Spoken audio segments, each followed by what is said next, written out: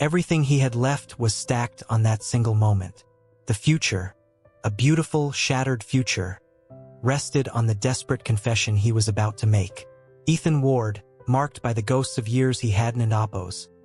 T yet lived, woke up sweating on the narrow couch of the apartment he hadn't and Oppos. T seen in 7 years. The date flashing on the old digital clock was October 15th, 2024. The day Aurora Lane walked away and never looked back. He had failed her before. He had been silent, proud, and terrified of commitment. That failure cost him his wife, his life, and eventually the very fabric of his sanity. But this time, armed with the crushing certainty of what lay ahead, he wooed and Oppos. T be silent. He found her exactly where the memory said she would be. Standing by the car, luggage packed, her red hair catching the dim afternoon light. Marcus Hale, cold and calculating, was already nearby, waiting patiently for her final goodbye. Ethan ran. He didn't and Oppos. T hesitate. He fell to his knees in the damp driveway, grabbing her hands, the future wedding ring heavy and cold in his coat pocket. End quote. Don and Oppos. T go, Aurora, end quote. He pleaded, the words raw and uncontrolled. End quote.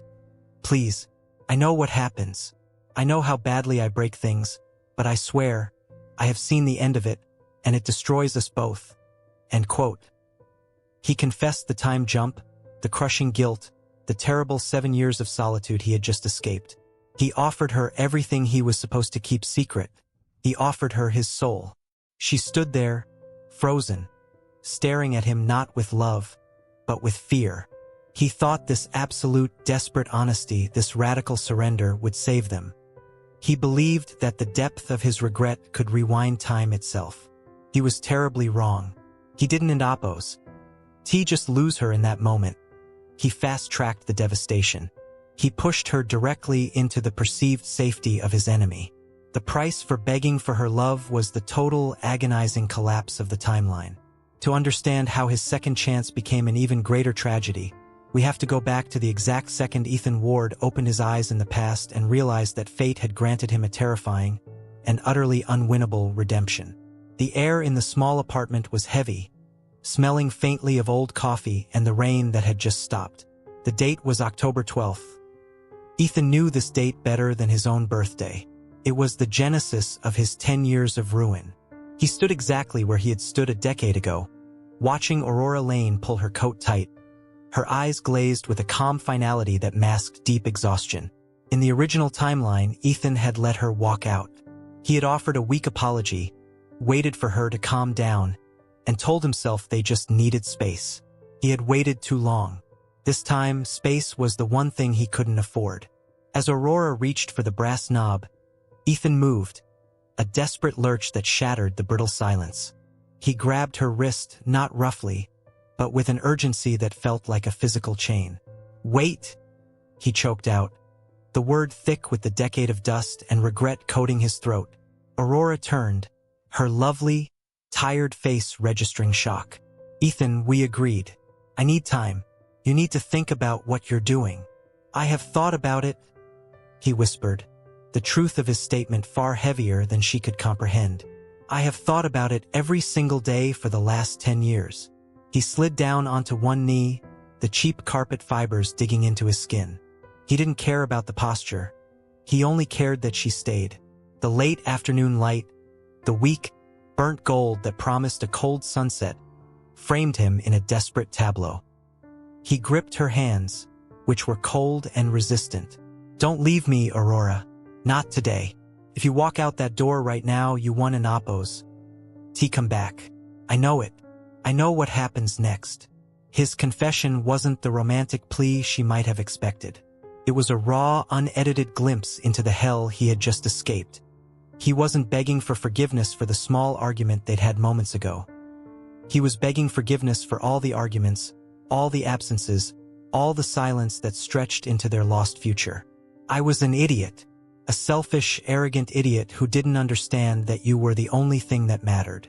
I spent so long chasing things that faded that I forgot how to hold on to you. And when I finally turned around, you were gone. And everything went dark." Tears, hot and unexpected, tracked paths through the stubble on his cheeks. I lost our future. I lost the house, I lost my family. I lost us. Please, I am begging you. Give me one more chance to prove that I am not the man who ruins us. Aurora pulled her hands back slowly, her expression shifting from irritation to profound confusion, bordering on fear. This wasn't the Ethan she knew, the emotionally stunted man who rarely articulated feelings beyond frustration. This was a broken stranger, speaking in cryptic prophecies of collapse. What are you talking about, Ethan? 10 years? What future are you losing? We had an argument about your lack of commitment, that's all. Her voice trembled. You're scaring me. You sound like you're having a breakdown. He tried to stand, to temper the intensity, but the panic locked his joints. No, I'm not breaking down. I'm telling the truth. I understand now. I saw what happened when I let you go. I promise I will change everything. I'll quit that job. I'll prioritize you. I'll never leave a single thing unsaid again. His promises were too large, too sudden. They didn't end Appos. Sound like love. They sounded like madness driven by some unseen external force. I can't do this, Ethan. This isn't a normal reaction, Aurora insisted, backing away toward the sofa, putting distance between them. She reached for her phone, her thumb hovering over Maeve's contact, needing validation that this desperate display was abnormal. He saw the hesitation, the creeping doubt, and knew he was losing ground precisely because he was pushing too hard. He reached into his coat pocket, his fingers brushing against the cold metal of the wedding band he carried from the future. A ghost artifact he Shuden and Appos have brought back. He resisted the urge to show her, knowing it would be the final trigger. The moment was interrupted not by Maeve, but by a text chime on Aurora's phone. She glanced down, relief washing over her face, replacing the fear with a familiar, complicated comfort. It was Marcus Hale. In the original timeline, Marcus Haddon and Appos started seriously pursuing Aurora until 3 months after their initial breakup. Ethan and Appos' desperate plea had apparently moved Marcus's intervention point forward drastically. The time flux was real, and it was accelerating the negative timeline. The text was brief, efficient, and manipulative. I'm downstairs, grabbing coffee. Just wanted to check in after what you mentioned yesterday. Hope you're okay and not dealing with any unnecessary drama. Aurora looked from the message, clean and stable, back to Ethan, who was still kneeling, his face streaked with tears and desperation. Marcus is here, she stated, not as a question, but as a defense. He was worried about me. Ethan felt the floor drop out from under him. Worried? He has no reason to be worried. He's manipulative, Aurora. He's always been waiting for me to fail. You need to understand, he doesn't love you. He wants to control your stability. His voice was too loud now, accusatory. He was fighting a man who wasn't even in the room yet, revealing an intense paranoia that only served to confirm Aurora's fear that he was unhinged. The apartment door opened before Aurora could reply. Marcus, impeccably dressed in a charcoal coat despite the early fall weather, walked in, holding 2 pristine takeout cups. He stopped dead when he saw Ethan on the floor, weeping, clutching at Aurora's space. Marcus's face remained neutral, but his eyes, cold and assessing, conveyed profound disappointment. He hadn't and Appos. Needed to intervene early. Ethan had done the job for him. Aurora, Marcus said smoothly, his voice a steady anchor. I apologize. I thought I heard shouting from the hallway. Is everything all right in here? He didn't and Appos. Acknowledged Ethan directly. He focused solely on Aurora, immediately centering himself as her protector and the voice of reason. Aurora rushed to meet Marcus halfway, seeking the safety his stable presence offered. I'm fine, Marcus. Ethan and I were just finishing our conversation. It looks rather unfinished to me, Marcus observed, finally meeting Ethan's desperate gaze. If you need time, Aurora, perhaps he should respect that. True love allows space, Ethan. It doesn't demand immediate collapse. Marcus's words were calculated poison. They were logical, appealing precisely because Ethan's approach had been anything but Ethan stood up slowly, feeling the weight of the moment crush his initial hope. His desperate confession hadn't won her back. It had expedited his replacement. He had tried to fix the past using the emotional wreckage of the future, and all he had done was confirm the instability she was trying to escape. He looked at Aurora, standing under the shadow of Marcus's calm authority, and saw the glimmer of the lost future receding faster than before. The timeline wasn't corrected. It was broken anew, accelerated by his frantic fear. He was exactly where he had started, alone, staring at her back.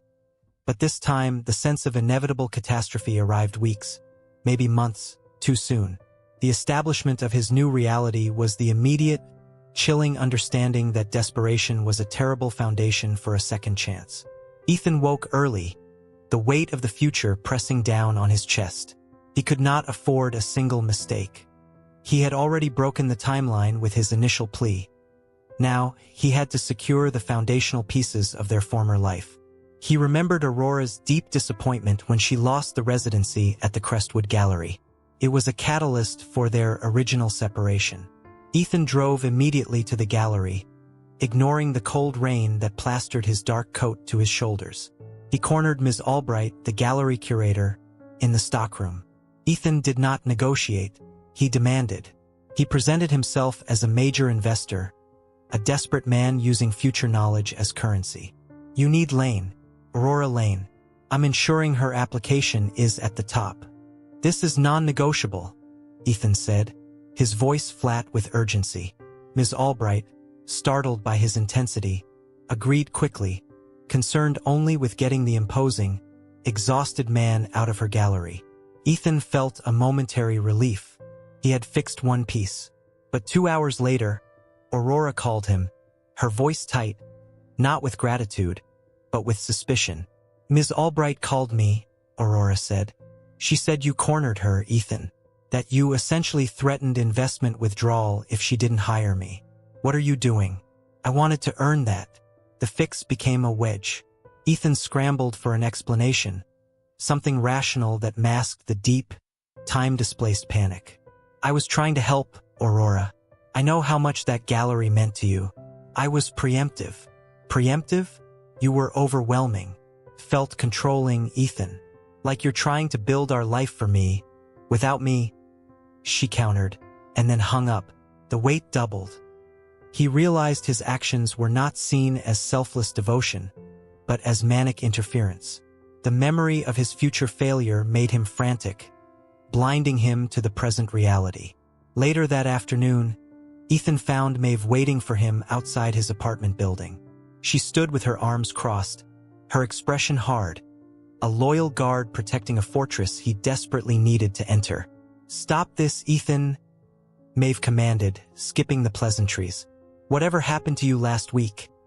That outburst, that begging. You scared her, and now you're pulling strings, making bizarre demands. You look like you haven't slept since 2035. Ethan ran a hand through his dark, damp hair. You don't understand the stakes, Maeve. I'm trying to keep her safe. I'm trying to give her everything she deserves. No, Maeve insisted, stepping closer, her voice dropping to a harsh whisper. You're trying to prevent something you're terrified of, and that fear is making you dangerous. If you really loved her, you'd give her space to breathe, space to choose. But you can't. You're drowning her in your desperation. Ethan felt the cold seep into his bones, colder than the perpetual drizzle. He couldn't argue with the truth of her observation, only the motive behind it. He was desperate. This isn't about Aurora's safety, Ethan. This is about your obsession. And if you don't back off, I promise you, I will make sure Aurora understands exactly how unstable you've become. Maeve walked away, leaving Ethan paralyzed by the failure of his defense. She had always been protective, but now she was an active adversary, fueled by her memory of the future devastation he caused. The escalation hit its sharpest point 3 days later. Ethan was attempting to apologize to Aurora at the local coffee shop, trying to be measured, when Marcus Hale appeared. Marcus was not supposed to intersect their lives so early in the timeline. Marcus was a consequence of their breakup, not a cause. This was the great revelation. Ethan's accelerated intensity had accelerated Marcus's arrival. Marcus approached Aurora first, speaking softly, offering a contrast of effortless calm against Ethan's evident internal war. "Aurora," Marcus said, his voice smooth and low. "I know Ethan is going through a rough patch. He seems stressed. I just want you to know there are people who prioritize stability. People who won't make your life feel like a continuous emergency." Marcus looked directly at Ethan, a cool, judging stare. "He told me about the gallery incident, Aurora," Marcus continued, delivering the fatal blow. "And honestly, I saw him the other night. He looked unhinged. You deserve someone who doesn't require saving every time you need support." Aurora's eyes flickered between the two men. Marcus offered a solid foundation. Ethan offered chaos wrapped in frantic declarations of love. Ethan tried to speak, but the words caught in his throat. He had created the very conditions for Marcus's success. Marcus wasn't oppose. Winning because he was inherently better. He was winning because Ethan was pathologically desperate. He retreated, seeking out his brother, Henry, the only person who offered him any semblance of empathy.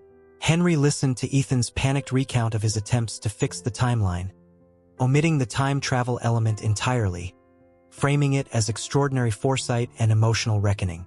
"You're suffocating her, Ethan," Henry summarized, pouring them both whiskey. "You're trying to impose a future on her that you've already lived. That's not love. That's control masquerading as devotion." "But I know the alternative, Henry. I know what happens if I fail. I lose her forever. I lose everything," Ethan argued, his voice hoarse. "Then stop trying to stop the loss and start proving you are worthy of keeping her." This desperation, this need to rush, it confirms every reason she originally wanted distance, Henry stated plainly. Ethan spent the next 48 hours in a dark room, fueled by coffee and guilt, watching the timeline crumble on his phone. Pictures appeared on social media. Marcus and Aurora, smiling politely at a work function. A date he should have taken her on. The calendar blurred. The time was slipping faster than before. He realized he needed one final, undeniable gesture. Something from the future, something symbolic that proved the depth of his commitment, even if it sounded insane. He reached into the lining of his heavy jacket and pulled out the small, velvet box containing the engagement ring. The ring he was supposed to give her 5 years from now, before the tragedy struck. The small diamond glittered faintly in the dim light. Ethan tracked Aurora down to the old lighthouse where they used to walk. The weather matched his mood. A relentless, soaking downpour. He found her standing alone, gazing out at the churning sea. "Aurora, please," Ethan choked out, kneeling in the wet grass. The mud soaked his trousers, but he didn't care. He opened the box, presenting the future promise. "This isn't just a ring, Aurora. This is proof. This is what I carried with me into the future. I kept this when everything else shattered. Marry me. Let me stop the end." Aurora stared down at him, her face wet with rain and unshed tears. She didn't look touched. She looked horrified. "Stop the end? Then what end?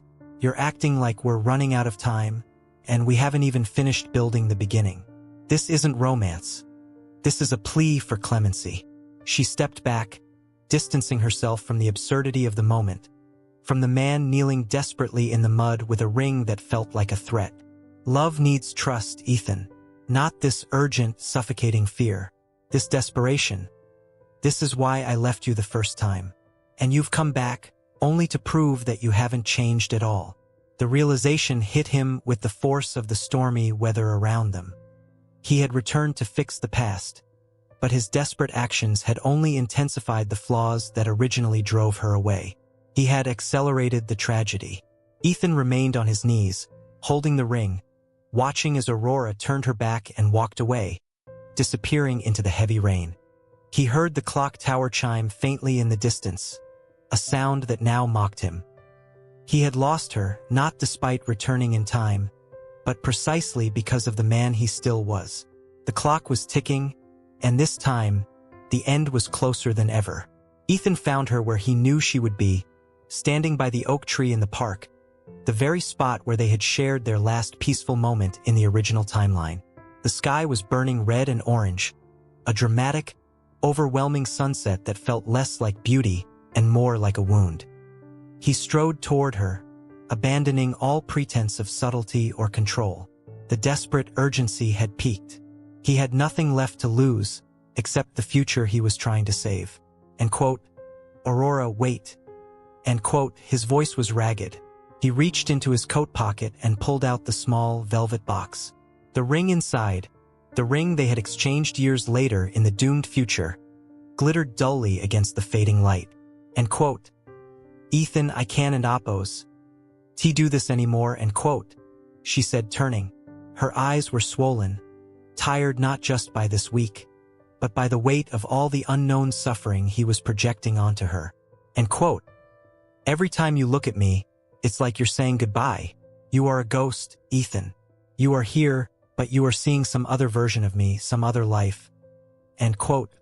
He sank to his knees, not dramatically, but from a complete collapse of strength. The gravel dug into his skin, but he didn't and Oppose. Notice. This was it. The final stand. End quote. "I am seeing the version of you I lost," end quote. He confessed, holding the box out like a desperate offering.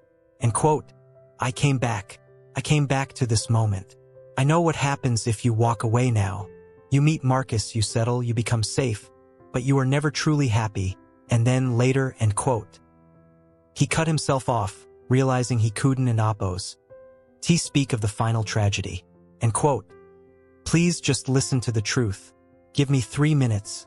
End quote. Aurora looked down at the man who was supposed to be her future, the man who was crumbling into pieces right in front of her. She saw the exhaustion, the raw fear, and the intense, suffocating need. But she didn't and Oppose. Love. She saw a debt collector demanding repayment for a future he ruined. End quote.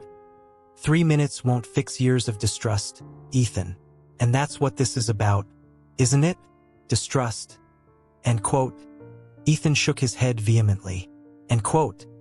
"No, it and Oppose. Love. It and Oppose. The knowledge of what we had. I know I messed up.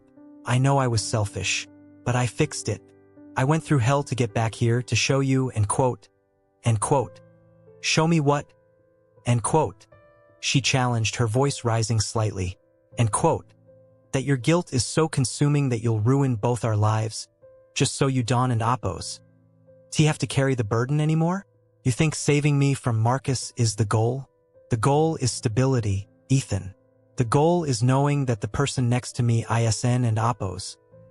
Perpetually running from the consequences of their own actions. You came back, but you brought all the same chaos with you." End quote. He lowered the ring box slowly, his hand trembling. The profound, terrifying implication of her words struck him not as an argument, but as a fatal diagnosis. End quote. "I need you to be honest with yourself, Ethan," end quote.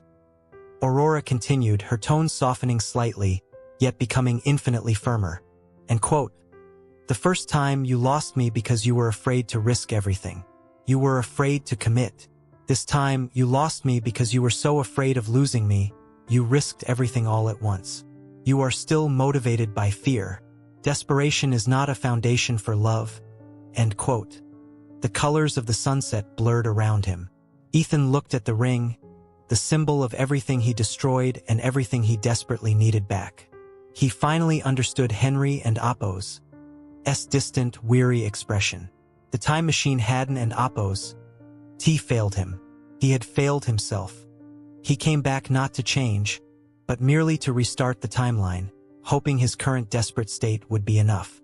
But his desperation was the poison.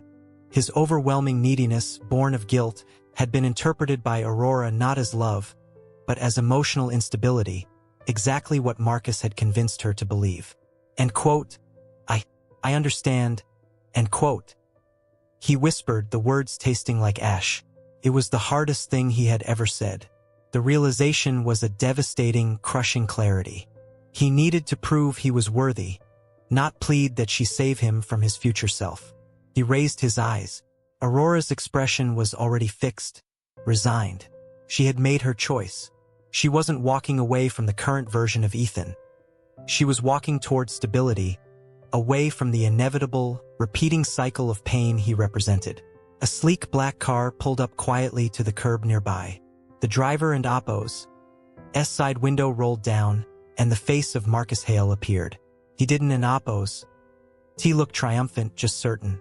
He offered a polite, almost sympathetic nod to Ethan, a gesture of ownership.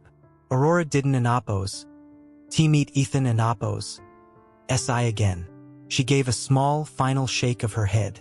And quote, "Goodbye, Ethan." End quote. She turned and walked toward the waiting car. She moved quickly, definitively, leaving the collapsed man kneeling on the gravel. Ethan watched her get into the passenger seat. The car pulled away, accelerating rapidly into the twilight, disappearing around the corner. The moment she was gone, the world seemed to warp. Ethan felt a sharp, internal shift, like the snapping of an anchor. The clocks in his mind started to accelerate. The colors of the sunset faded to a sickly gray, and the familiar, overwhelming sense of failure and emptiness rushed back. Stronger, colder, and more absolute than the first time. He hadn't and Appo's. T just lost his second chance. He had accelerated his own ruin. He had returned to the past, begged for her love, and lost everything all over again. Only this time it happened faster, and the outcome felt far more permanent. He was left alone, kneeling in the dirt, clutching the forgotten promise of a future that now seemed impossibly distant and entirely destroyed. The time loop had closed, tighter than before, trapping him in the moment of his greatest failure. *Se que esta historia e intensa. E por isso que eu compartilho esses momentos. Se você valoriza a verdade e gosta de histórias que te fazem pensar e sentir. Faça o seguinte.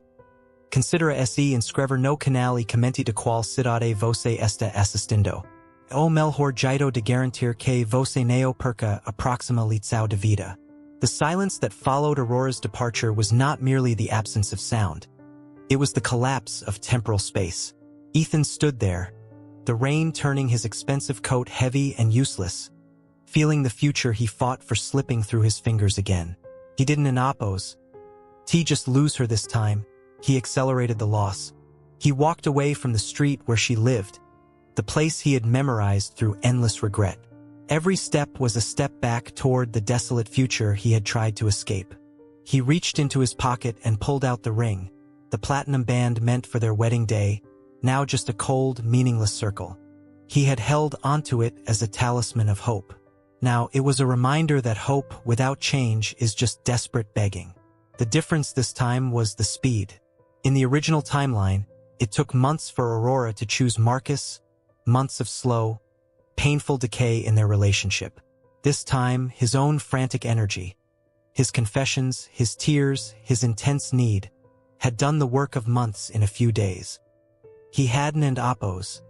T proven he was a man worthy of her trust. He had proven Marcus right. He was unstable. He was desperate. He found Henry waiting for him in the shadows of a bar downtown, exactly where Henry had been waiting years ago in the original timeline. Henry didn't ask what happened. He simply looked at the devastation on Ethan's face. "You came back, didn't you?" Henry asked, his voice low and sober. Ethan nodded, unable to speak. The time travel was no longer his secret alone. "And you did the exact same thing but louder," Henry stated, without judgment, only heavy truth. "You brought the man who failed her back in time and asked him to fix his own failure. That's not how it works, Ethan." Ethan leaned his head against the cold glass of the window. He finally understood the cruel irony of the time loop. The opportunity wasn't and Appo's. T to change the events. It was to change himself before the events occurred. He had spent all his energy pleading for a different outcome, instead of quietly, solidly becoming the person Aurora needed. He realized his deepest mistake. He saw time travel as a magical intervention, when it was simply a chance for painful introspection. He begged for a second chance without first doing the work to deserve it. And because he arrived carrying the weight of his own failure, he guaranteed the collapse. The future didn't and Appo's. T merely replicate itself. It amplified the tragedy. A few days later, The news arrived via Maeve, who sent him a curt text message without emotion. Aurora and Marcus were engaged. The swiftness stunned him. In the original timeline, they waited 2 years.